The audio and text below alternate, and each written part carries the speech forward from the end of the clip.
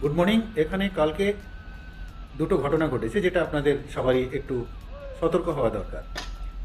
আপনারা দেখেছেন যে এই সময়টায় বা বিভিন্ন সময়ে আমাদের এখানে যারা বাঞ্জারা বা আপনারা পাকমারা বলে জানেন, বিভিন্ন জায়গায় এরা ডেরা করে এবং বিভিন্ন এলাকায় বিক্রি করে। মেয়েরা সচরাচর বাচ্চা কোলে করে নিয়ে বেরোয় এবং ছেলেরাও এরকম পাখি মারা বা ইঁদুর টিঁদুর মারার নাম করে এরা বেরোয়। এরা ঘুরতে ঘুরতে এখন এদের মধ্যে একটা এমন একটা মানে ক্রিমিনাল টেন্ডেন্সি চলে এসছে।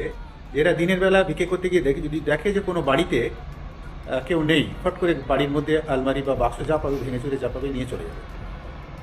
এরকম ঘটনা কালকে মারগ্রামে দুটো ঘটেছে। আর আমরা খোঁজাখুঁজি করছি। কিছুদিন আগেও একটা ঘটনা আমার এলাকায় এরকম ঘটেছিল যে বাড়িতে ইঁদুর ধরার নাম করে দুজন ঢুকে বাড়িতে ঢুকে আলমারি ভেঙে দিয়েছে। তো এই বিষয়টা নিয়ে আপনারা সতর্ক থাকবেন। আপনাদের এলাকায় যদি কেউ এই পাকমার বা বাঞ্জারা পার্টি বসে তাহলে আমাদের খবর দেবেন।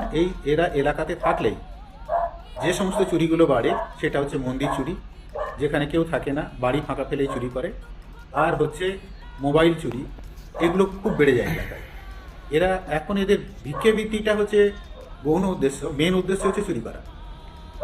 তো কারো নজরে যদি আমাদের এলাকায় থাকে যে এরকম বাঞ্জারার দল বসেছে, আপনারা পুলিশকে ইনফর্ম করুন। আমরা ভেরিফাই করে দেখব যে ওরা কোথায় থেকে এসছে এবং কী ধরনের কাজ কারবারের সঙ্গে যুক্ত। আর আমরা চেষ্টা করব, ওদের নিজস্ব একটা করে ঠিকানা থাকে, এখন এদের কাছে আধার কার্ড ভোটার কার্ডও থাকে, কিন্তু এরা এরকমভাবে ঘুরে ঘুরে জীবনযাপন করছে।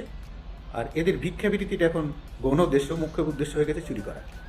এরা এরা আমাদের এলাকায় বসলেই চুরি বেড়ে যাবে।